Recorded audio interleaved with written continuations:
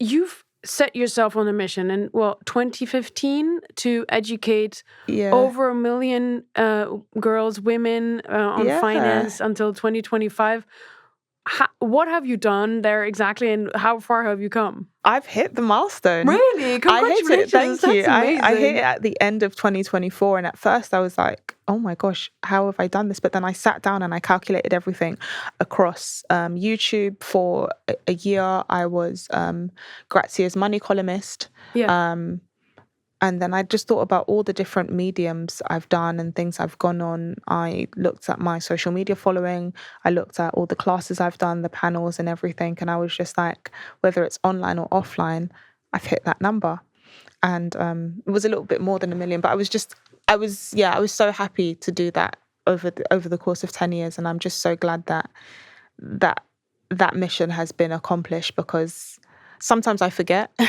Yeah, but you should. It's fantastic. Yeah, thank you. You're an inspiration. Oh, thank you. Yeah, I do forget sometimes, and then someone will come up to me and I remember immediately, because they're like, I bought a house, you helped me buy a house. And I'm like, I have no idea who you are, but I'm so happy for you.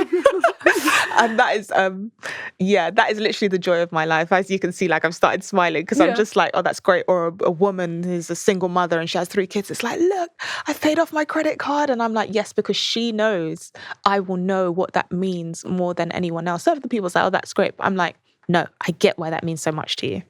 That's the kind of purpose and happiness that you cannot buy for money. Yes. Right? Agreed. One of those things that actually fills your life when you can see that something, you reach that kind of goal, you could help, I don't know, X many people. Yeah. That's somehow an amazing feeling. Yeah, no, it absolutely is. And one of the things I say and why so many women say they stick with me is they know I would do this irrespective of money. Yeah. You know, there was a long time in which I was talking about money before I was being paid to talk about money. And I always said, look, I'd be a millionaire and I could be, you know, the same age as your auntie and just be teaching classes on a blackboard with white chalk. So I just know that this is very much one of life's biggest missions that have been gifted to me, because I really do feel it's a gift. And I'm sure you're continuing, because you also have a show. What's the Bola Sol show? Tell me about that. That's more of a community show.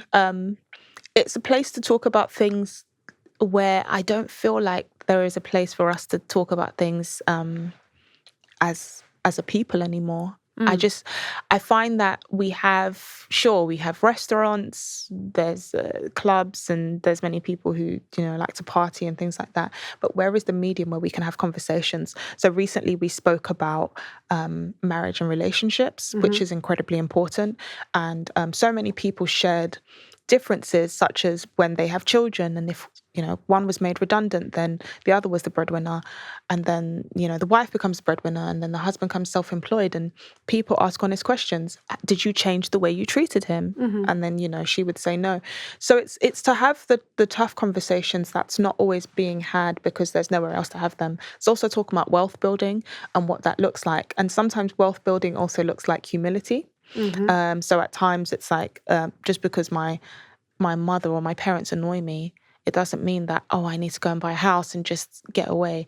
Is there a way that we can build together as a family? It could be a sibling, for example. We could probably buy a house together quickly, but then now you're saying, actually, you really annoy me. So I don't want to do this with you.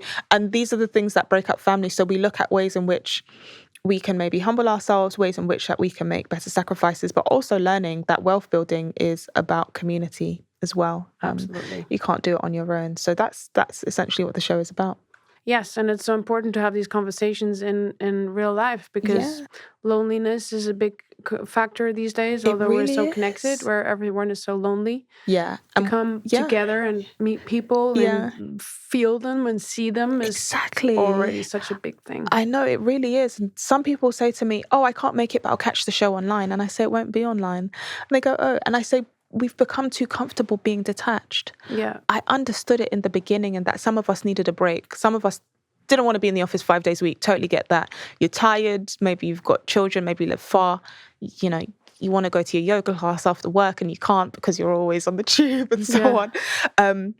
But now we have to find a balance. Because Yes. everything can't be online, because this is how the loneliness is creeping up in people. It's finding that balance and understanding what it means to be human and what we really need. And we are social creatures, whether you We like it or not. are. Yeah, definitely. I feel that. Even I'm, kind of thinking about my next career role. And all I've been thinking is, I can't wait to go into an office again and talk to some people and have a team. And I'm like, how exciting. Yeah. Because, sometimes when you're self-employed, if you don't have an office where you see the same people regularly, it can just very much feel like, again, as we said, a bit of a lonely journey.